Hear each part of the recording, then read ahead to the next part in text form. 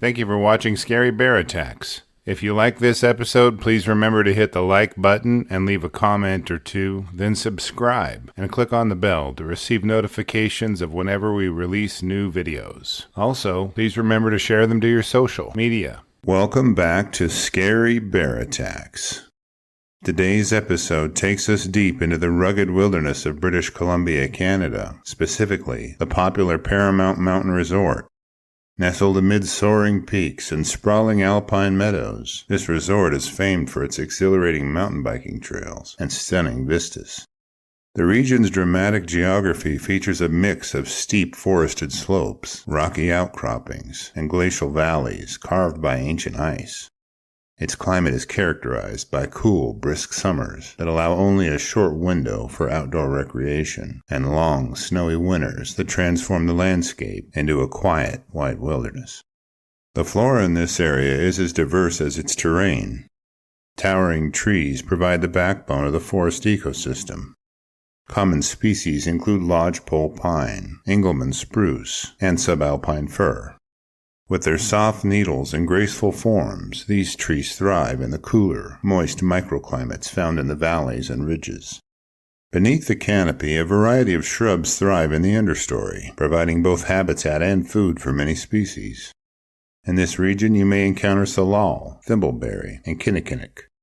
Complementing these are a variety of berry bushes that play a vital role in the ecosystem by feeding both wildlife and humans, including wild blueberry, huckleberry, and wild raspberry. Their delicate fruits are abundant in the open meadows and forest edges, providing a burst of flavor and nutrition in the summertime. Local wildlife is abundant in this mountainous region. Besides the resident deer, elk, and smaller mammals, such as marmots and pikas, one of the most significant and sometimes dangerous inmates of this wild habitat are bears. While both black and grizzly bears roam these parts, it is the black bear that would later be implicated in a tragic incident that sent shockwaves through the local community. At the heart of today's narrative is Robin Kochorek, a spirited 31-year-old woman whose love for the outdoors and mountain biking was well known among her friends and fellow riders.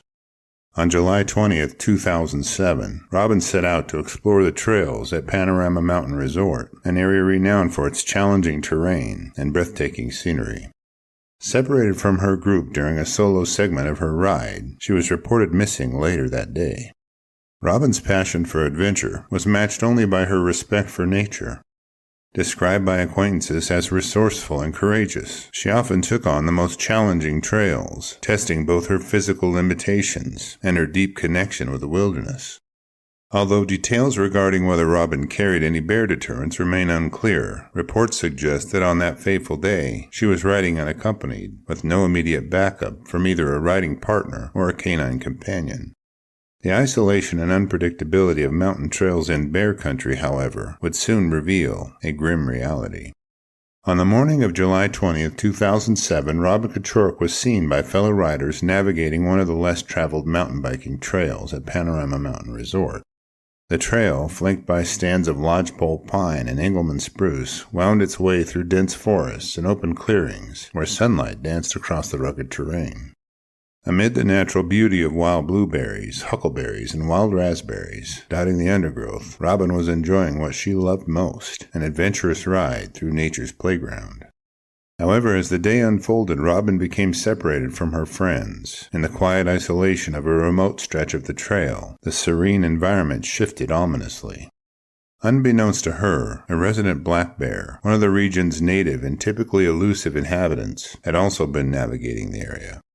Reports later indicated that this bear had exhibited behavior that was not purely defensive. There were indications that the animal may have been displaying predatory behavior, or an unusual attempt to claim territorial ownership. As the hours passed, concerns grew when Robin failed to rejoin her riding group. By the early morning of July 21, 2007, search and rescue teams scoured the trails. At approximately 8 a.m., rescuers made a grim discovery. Robin's body was found in a secluded clearing, with a black bear lingering in close proximity. The scene was one of stark tragedy, a reminder of the razor-thin boundary between human enjoyment of nature and the wild unpredictability of its most formidable residents. Eyewitnesses and first responders described the scene as both chaotic and eerily silent. While specific details of the physical injuries have not been widely publicized, it was evident that the black bear's attack had been brutal and sudden. The bear's behavior, being in such close proximity to Robin's body, has led experts to consider whether this was a case of predatory behavior. In typical encounters, especially those involving black bears, defensive or startled reactions are more common. However, in this instance, the proximity and posture of the animal raised troubling questions about its intent. Following the discovery, wildlife officials were called in to secure the area and assess the situation. The bear was recovered shortly after and underwent examination by local authorities. Although the investigation sought to determine whether the bear was acting out of hunger, territorial instincts, or a more complex behavioral pattern, the incident remains one of the most unsettling bear encounters recorded at a recreational site in British Columbia. There was no evidence of a cached animal carcass or of cubs in the area.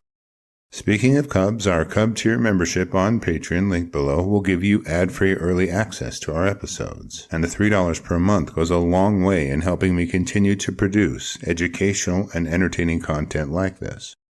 Understanding the broader context of bear populations in British Columbia helps illuminate the gravity of Robin's tragic encounter.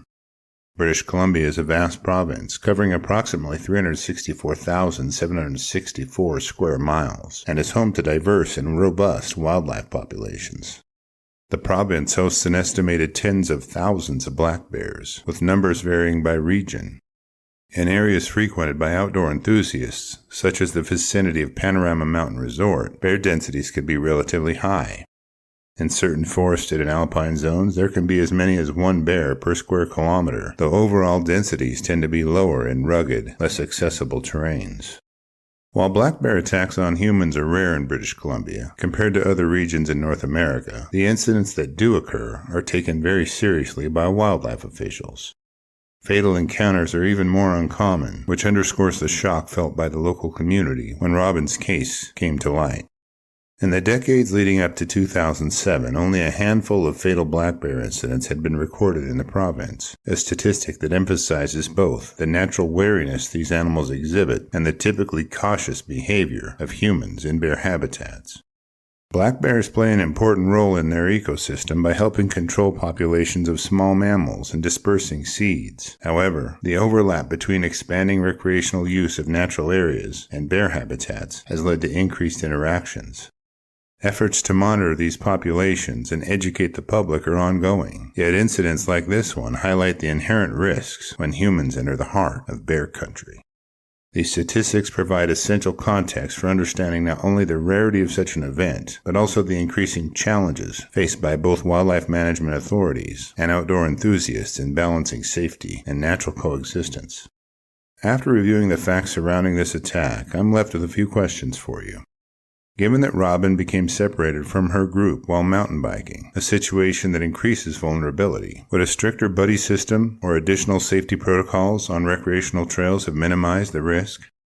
The proximity of the black bear to Robin's body raises important questions. Was the bear acting on instinct in a defensive manner, or did its behavior suggest a predatory motive? How might environmental stressors, such as food scarcity or human encroachment, influence such atypical behavior? With increasing numbers of visitors to wilderness areas like Panorama Mountain Resort, should management strategies be updated to include more robust measures such as enhanced signage, trail monitoring, or educational programs about bear behavior to protect both visitors and wildlife? I'll gladly read and reply to your thoughts, so post them in the comments section below, and let's talk about it. Thank you for watching Scary Bear Attacks. If you've enjoyed this episode, please consider clicking on the like button and clicking on the bell icon. We'll help you know when we post our new episodes. Posting our video links to your social media profiles furthers awareness, and it's fun. We slashed our prices in our merch store, linked below, so check out the bargains there while you shop. As a member of our human community, remember to adventure bravely and be careful out there, especially in bear country.